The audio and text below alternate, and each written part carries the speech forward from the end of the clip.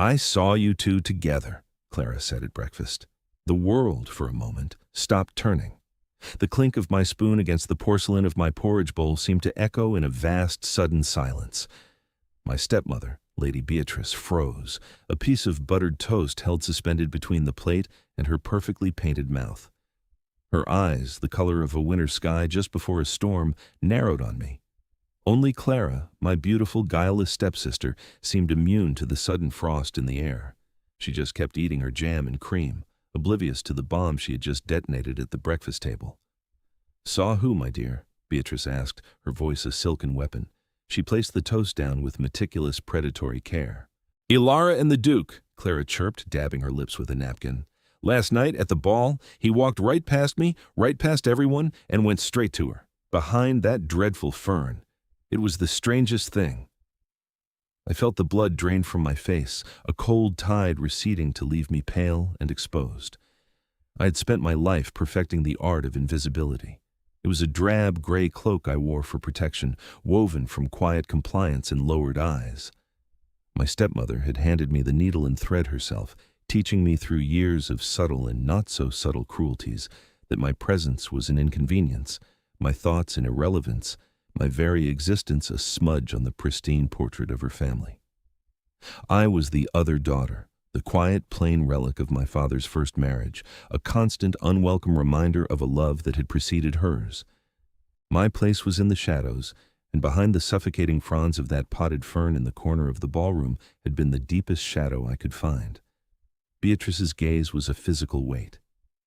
"Is this true, Elara? You were speaking with the Duke of Alistair?" I could only manage a nod, my throat tight. To speak would be to invite a torrent of accusations. To lie would be pointless. "What did he say to you?" The question was sharp, demanding. He asked about the ballroom ceiling," I whispered, the words feeling foolish and thin in the charged air. "The groined vaults. He wondered if they were purely decorative or structurally integral." A brittle, disbelieving laugh escaped Beatrice. "The ceiling? The Duke of Alistair, a man who could have any woman in the kingdom, sought out my drab little stepdaughter to discuss masonry? Do not be ridiculous." She turned her venom on my father, who had been hiding behind his newspaper, as he always did. "Did you hear that, my lord? Your daughter's spinning fantasies now." My father lowered his paper, his eyes weary and avoiding mine. "Perhaps he was merely being polite, my dear." "Polite?" Beatrice scoffed. "The Iron Duke is not known for his politeness. He's known for his silence and his severity. For him to single her out, it is a humiliation. He was likely mocking her, making a spectacle of the poor hidden thing in the corner. You have embarrassed us all. Elara. Again." Each word was a carefully aimed stone, and I felt the familiar bruises form on my soul. This was the narrative of my life. I was an embarrassment, a burden, a foolish girl who dared to exist in the same frame as her radiant sister and ambitious stepmother. I bowed my head, letting my hair fall like a curtain, and stared into the milky swirl of my porridge. I did not tell them what happened next. I did not tell them that the Duke's eyes, a startlingly clear gray like riverstones under water, had held no mockery. I did not tell them that he had listened, truly listened, as I forgot my fear and spoke of stress-bearing ribs and the genius of the flying buttress. For 3 minutes, behind a dusty fern, I had not been invisible. I had been seen by the one man no one could ignore, and it terrified me more than any of Beatrice's insults. It felt like hope, and a hope was a dangerous foreign country I had been forbidden to enter. The days that followed were a form of quiet torture. Beatrice watched me constantly, her suspicion a palpable thing that followed me from room to room. I was given more mending than usual, tedious work designed to keep my hands busy and my head down. My father retreated further into his study, the door a silent testament to his abdication of responsibility. Only Clara remained unchanged, humming tunes from the ball and chattering about fabrics for new dresses, her mind a sunlit place where no shadows fell. She did not understand that her innocent remark had been the striking of a match in a room filled with gunpowder. I relived the moment with the Duke 1,000 times. His arrival had sent a shockwave through the ballroom. The Duke of Alistair did not attend balls. He was a recluse, a man of immense wealth and power who had locked himself away in his ancestral home after the tragic fire that had claimed his family years ago. He was a creature of myth, more a specter of influence than a man of flesh and blood. Yet there he had stood, severe and unsmiling in stark black, his presence sucking all the air and idle chatter from the room. He had surveyed the glittering assembly with an unnerving stillness, his gaze sweeping over the panicked faces of hostesses and the hopeful ones of debutantes. His eyes had passed over Clara, acknowledged by many to be the jewel of the season, without a flicker of interest. And then they had found me. He had moved with a purpose that parted the sea of silk and jewels before him. The whispers had followed him like the rustle of dry leaves. My heart had hammered against my ribs, a frantic bird trapped in a cage of bone.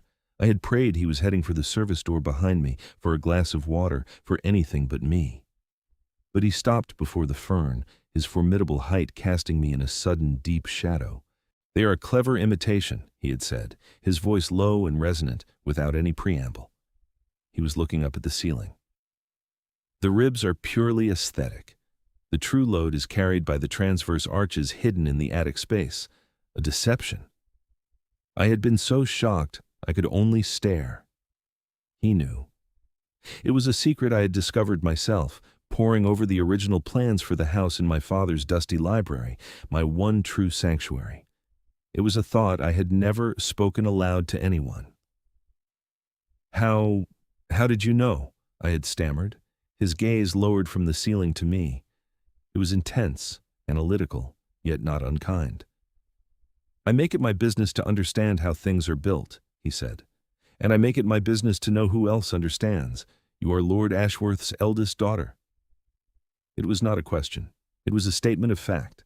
Before I could find my voice, he was gone, melting back into the crowd as abruptly as he had appeared, leaving me breathless and dizzy in his wake, the scent of winter air and old books clinging to the space where he had stood.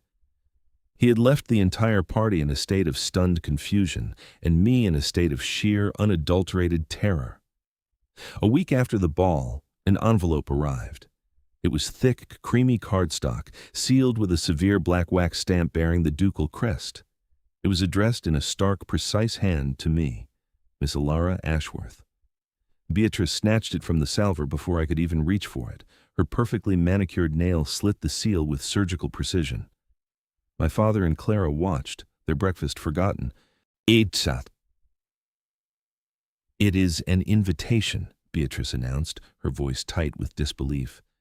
"The Duke of Alistair requests the pleasure of Miss Elara Ashworth's company to view the architectural folios in his library at Alistair House this Thursday. He notes that Miss Clara Ashworth would be a welcome addition should she care to attend as chaperone."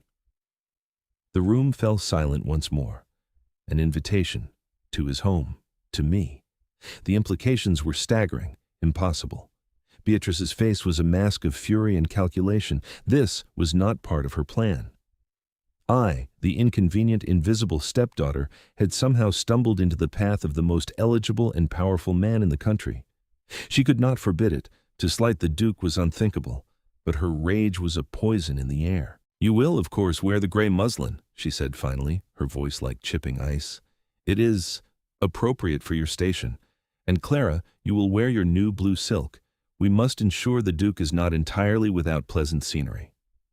She was already scheming, planning how to turn this bizarre situation to her advantage, how to use Clara to eclipse me once inside the lion's den. I said nothing. I simply took the invitation from her outstretched hand, the heavy cardstock cool against my trembling fingers. In the privacy of my small, sparse room, I read the words again and again. It felt like a summons. It felt like a death sentence.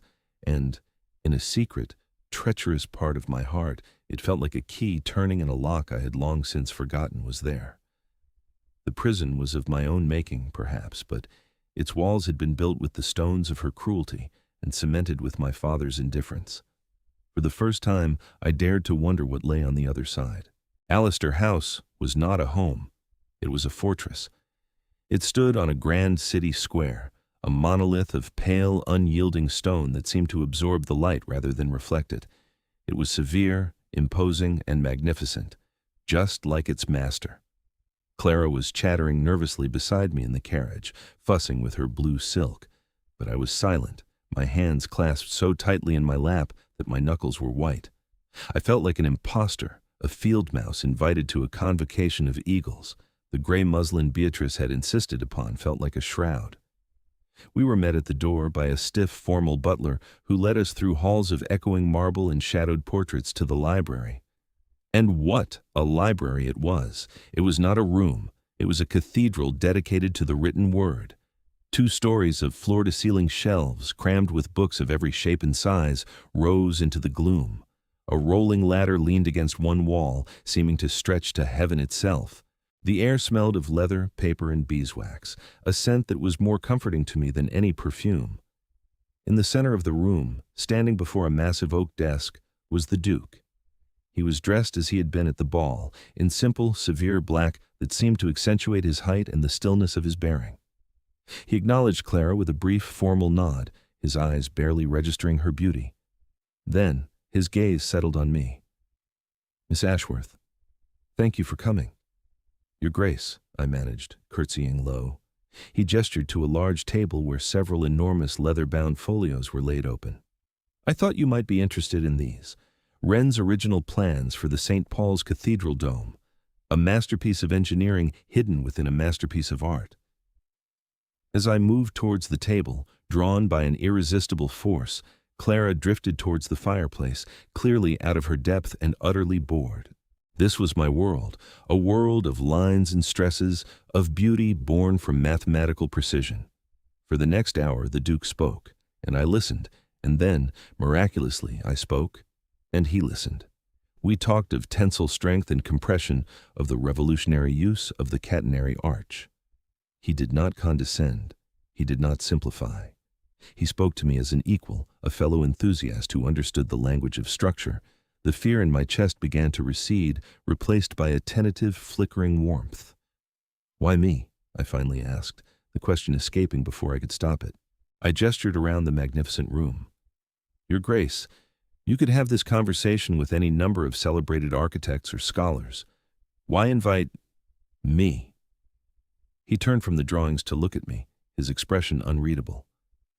"Because, Miss Ashworth," he said, his voice quiet, 5 years ago I was passing over the Old Town Bridge when I overheard a young woman in a rather plain brown coat explaining to a stonemason precisely why the central pier was failing.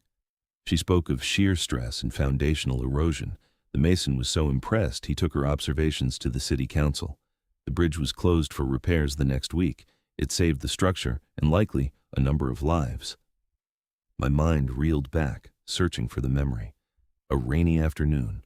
A conversation born of my inability to walk past a problem without trying to understand it. I had forgotten all about it. "I never knew her name," the Duke continued, his gray eyes holding mine. "But I never forgot her voice, or the clarity of her mind. When I saw you at the ball, hidden away but observing everything with such intelligence, I recognized that same mind at work. I was not being polite when I approached you, Miss Ashworth. I was confirming a long-held suspicion." I was speechless. All this time I'd believed myself to be invisible, a ghost haunting the edges of my own life. But someone had seen me. Someone had remembered, not for my face or my name or my connections, but for my mind. A single, forgotten conversation on a crumbling bridge 5 years ago had led me here, to this impossible room, with this impossible man. As we were preparing to leave, a chill draft swept through the library from a carelessly opened door. I shivered, the thin muslin offering little protection. The Duke noticed immediately. He said nothing, but a moment later, a footman appeared with a heavy cashmere shawl, the color of rich cream. He draped it over my shoulders himself. His fingers brushed the nape of my neck, a fleeting electric touch that shot through me like lightning. It was a simple, practical act of kindness, but in the cold landscape of my life, it felt like the lighting of a great fire. The next day, a courier delivered a package. It was a book, a rare and beautifully illustrated treatise on Gothic vaulting. Tucked inside was a simple card bearing the ducal crest. There was no message. None was needed. Beatrice was apoplectic. The shawl, the book, These were signs of a focused personal interest that she could not dismiss as a whim. She tried to confiscate the book, declaring it unsuitable for a young lady's mind, but my father, in a rare act of defiance, intervened. "It is a gift from the Duke, Beatrice. It would be a grave insult to refuse it." He couldn't meet my eyes as he said it, but it was enough. Our meetings became a regular occurrence, always meticulously chaperoned by a long-suffering Clara, who would bring a novel and find a comfortable chair by the fire, leaving us to our world of blueprints and calculations. We moved from architecture to philosophy, from engineering to history. I learned that his severe exterior was a shield, protecting a mind that was constantly working, analyzing, seeking to understand the world not just as it was, but as it could be. I learned that his silence was not one of emptiness, but of observation. One rainy afternoon, as we examined the plans for his country estate, Blackwood Manor, he grew quiet. He traced the lines of the east wing with a long, elegant finger. "This is where it happened," he said, his voice rough with an emotion I had never heard from him before. "The fire. It started in the old kitchens. A support beam, riddled with rot that no one had noticed, finally gave way. The entire wing collapsed into the flames." He looked up from the plans, his eyes dark with memory. "My parents, my younger brother Thomas, they were in the solar above. They never had a chance." The guarded walls around him crumbled in that moment, and I saw the profound grief he carried, the trauma that had shaped the man he had become. His obsession with structure, with building things that were strong and safe and true. It wasn't just an intellectual pursuit. It was a penance. It was a prayer. It was his way of trying to impose order on a world that had dealt him the cruelest chaos. "That is why you are rebuilding it yourself," I said softly, understanding flooding through me. "Not just restoring it. You are re-engineering it from the foundation up." "I will not live in a house of ghosts," he said, his voice low. "And I will not abide weakness in a foundation, not in a building and not in a person." Impulsively, I reached out and laid my hand over his on the blueprint, a small gesture of comfort. His hand turned, his fingers lacing with mine. The touch was no longer accidental or fleeting. It was a deliberate, conscious connection. A current passed between us, warm and strong, a silent acknowledgement of the pain he had shared and the solace I was offering. His thumb stroked the back of my hand, and for the first time since I had met him, the severe lines of his face softened, and he almost smiled.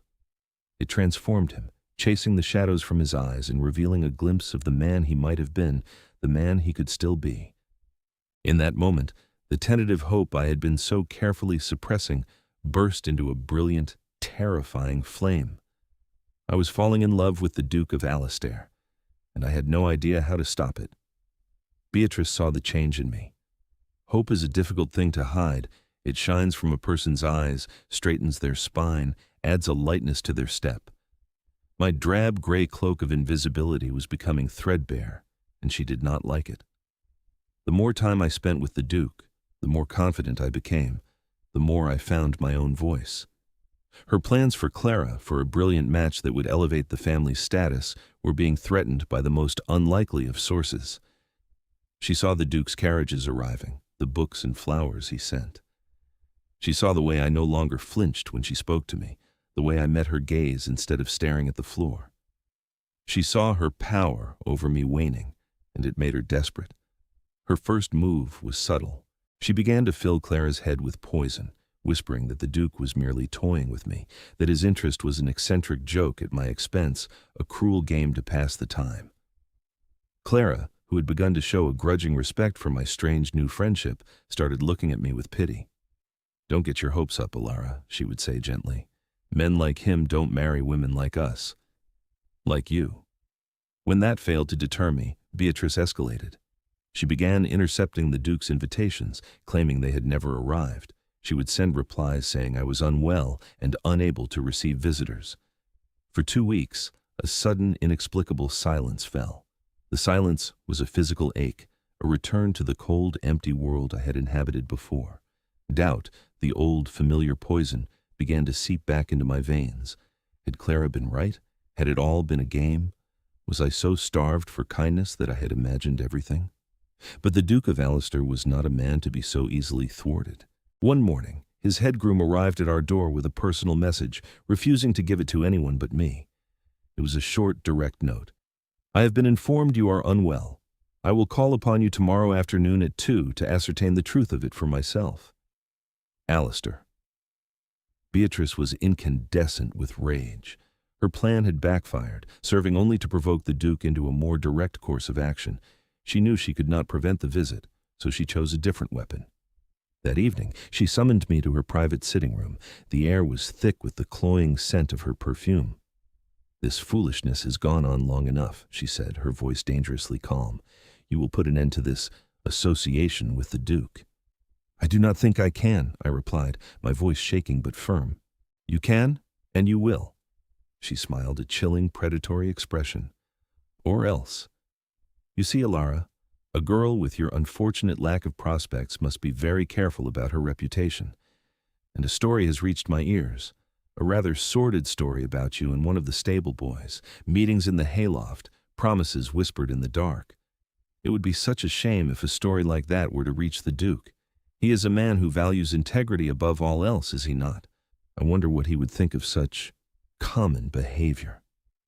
The accusation was so vile, so patently false, that for a moment I could not breathe. She was threatening me with utter ruin, with a lie so poisonous it would destroy not only my standing with the Duke, but any chance I had of a decent life. "That is not true," I whispered, horrified. "Truth is irrelevant," she hissed, her mask of civility finally dropping. "It is what people believe that matters, and they will believe me. I am a concerned mother, protecting my family from scandal. You are a plain, peculiar girl who has gotten above her station. Who do you think they will listen to? End it with the Duke. Tell him you are not worthy of his attention. Tell him whatever you must, but end it. Or I will." The next day, I waited for his arrival in a state of numb terror. Beatrice's threat hung over me like a guillotine. How could I fight such a lie? It was my word against hers. I knew where my father's loyalty would lie, with the path of least resistance, with his wife. I was alone. When the Duke was announced, I received him in the formal parlor, my heart a cold, heavy stone in my chest. He took one look at my face, and his expression hardened. "The reports of your illness were not exaggerated, I see," he said, his voice clipped, "though I do not believe it is an ailment of the body." He dismissed the hovering footman with a sharp gesture. We were alone. "Tell me what is wrong, Elara." The use of my first name, so natural and yet so intimate, shattered my composure. The tears I had been holding back began to fall. "I cannot," I wept. "I cannot see you any more, Your Grace. It is impossible." "Why?" The word was a command. "Because I am not who you think I am," I choked out, repeating the lines I had rehearsed. "I am unworthy of your kindness. You should seek the company of someone more suitable, someone like Clara." He was silent for a long moment, his gray eyes searching my face, dissecting my pathetic, terrified lies. He did not look angry. He looked disappointed. Not in me, but in the cruelty of the world. "Was it a story about a stable boy?" he asked, his voice quiet and devoid of shock. "Or perhaps a secret engagement to a penniless cousin?" The lie is usually something of that nature, crude and effective against the timid. I stared at him, my tears stopping in sheer astonishment. "Did you truly think I would believe such a thing?" he continued, a note of steel entering his voice. "Did you think I would not know the character of the woman I have spent months in conversation with? Did you think I was blind to the machinations of your stepmother?" He took a step closer, his presence filling the room. "I told you, Elara, I do not abide weakness in a foundation, and her foundation is built on lies." Before I could respond, he reached into his coat and produced a letter. "This arrived for me this morning. It is from Lady Beatrice. It details, in a most convincing imitation of maternal concern, your supposed clandestine affair and your fragile, delusional state of mind. She begs me to withdraw my attentions for my own good." My blood ran cold. She had done it. She had actually done it. She had written to him, putting her vile lies on paper. "Do not be afraid," he said, his voice softening as he saw the terror on my face. He tore the letter in half, and then in half again, letting the pieces fall to the floor like snowflakes. "This is not an ending, it is a beginning. She has overplayed her hand. Now it is my turn to play. Section.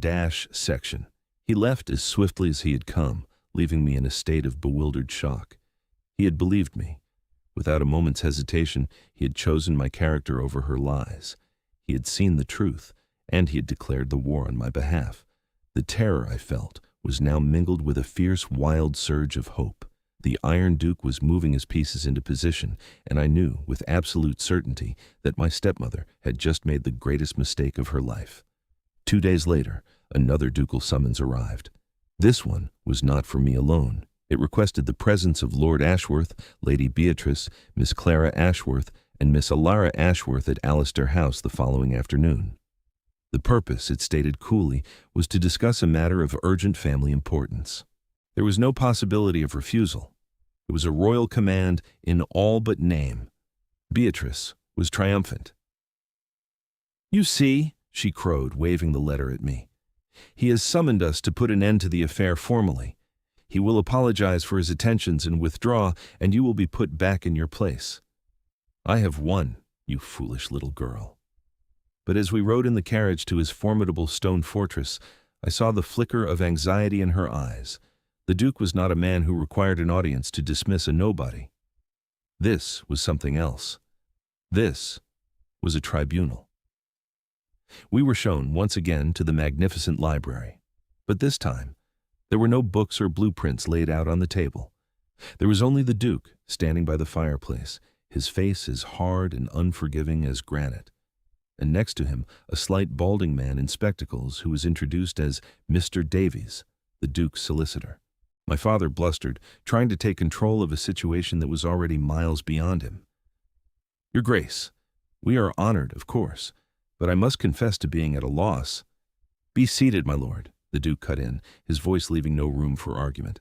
We all sat, a line of nervous puppets before him. He did not sit. He remained standing, a figure of judgment. "I have summoned you here," he began, his gaze fixed on Beatrice, "to discuss a letter I received from you, Lady Beatrice. A letter concerning the moral character of your stepdaughter." Beatrice paled slightly but held her ground. "I wrote only out of concern for your welfare, your Grace. The girl is unstable, prone to fantasy." "Indeed," the Duke said, his voice dripping with irony. "You detailed a rather lurid fantasy involving one of your stable hands, a young man by the name of Thomas. I took the liberty of speaking with Thomas myself." He paused, letting the silence stretch. He was most confused. It seems he has never spoken so much as a single word to Miss Ashworth. He is, in fact, betrothed to one of the kitchen maids, a wedding for which I have now offered to pay as a small token of my appreciation for his honesty. Beatrice's composure began to crack. A faint sheen of sweat appeared on her brow. He would lie to protect her. "It is a conspiracy."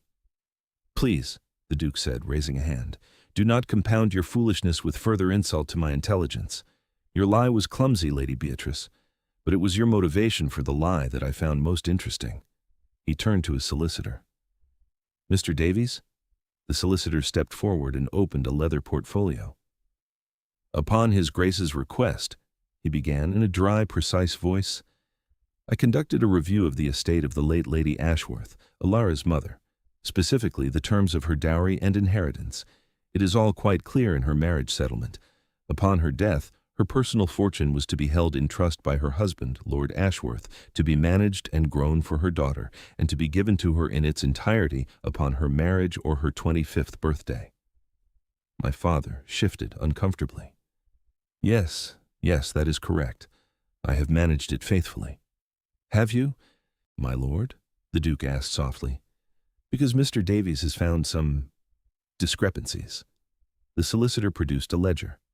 "For the past 18 years, since your marriage to the current Lady Beatrice, there have been regular, substantial withdrawals from the trust, funds used for household renovations, for gowns and jewels for both Lady Beatrice and Miss Clara, for lavish parties, for investments in speculative ventures that have all failed. In total," he consulted his notes, "a sum of over £80,000 has been systematically embezzled from Miss Elara's inheritance." The room was utterly silent. I stared at my father, then at my stepmother. £80,000, a fortune, my fortune, spent on the silks Clara wore, the jewels Beatrice flaunted, the very walls that had been my prison. It was a betrayal so profound it left me breathless. Beatrice leapt to her feet. Lies, these are all lies. My husband gave me an allowance. Your husband allowed you to plunder his daughter's birthright to fund your social ambitions, the Duke corrected her, his voice like the crack of a whip. He stood by and watched as you spent her future on trinkets and frivolities. He stood by and watched as you treated her like a servant in her own home, a home paid for with her mother's money. You did not want to end my association with Elara out of concern for me. You wanted to end it because a marriage to me would mean the trust would come due, the theft would be exposed. You sought to ruin her reputation to cover your own crime.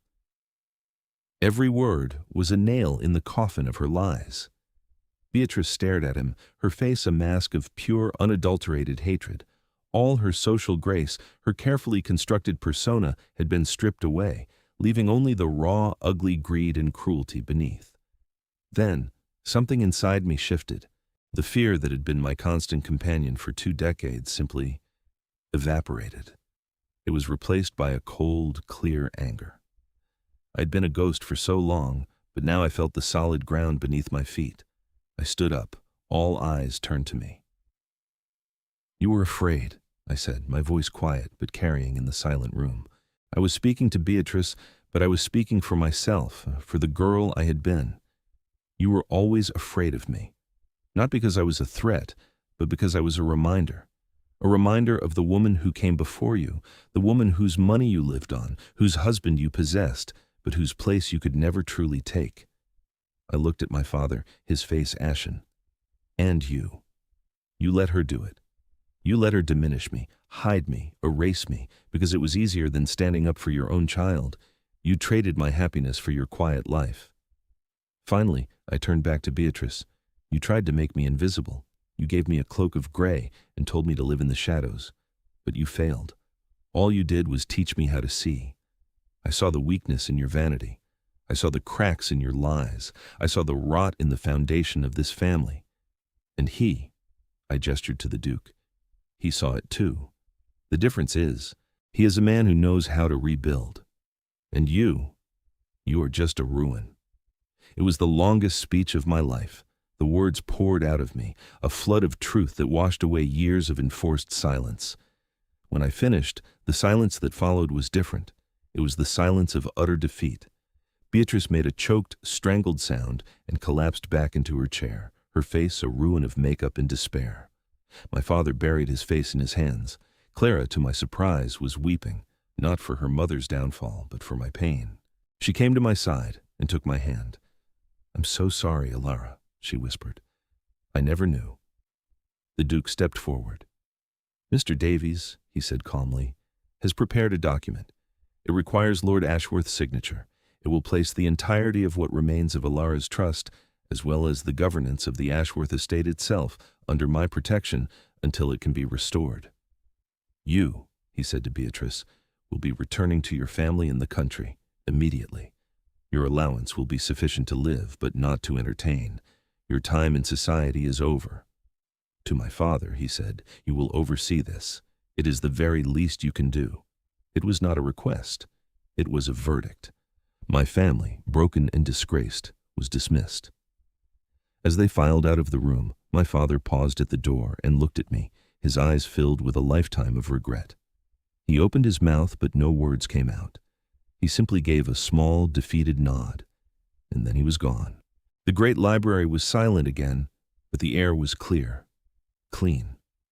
I stood there, trembling with the aftermath of the confrontation, the adrenaline slowly draining away to leave a profound, aching sense of release.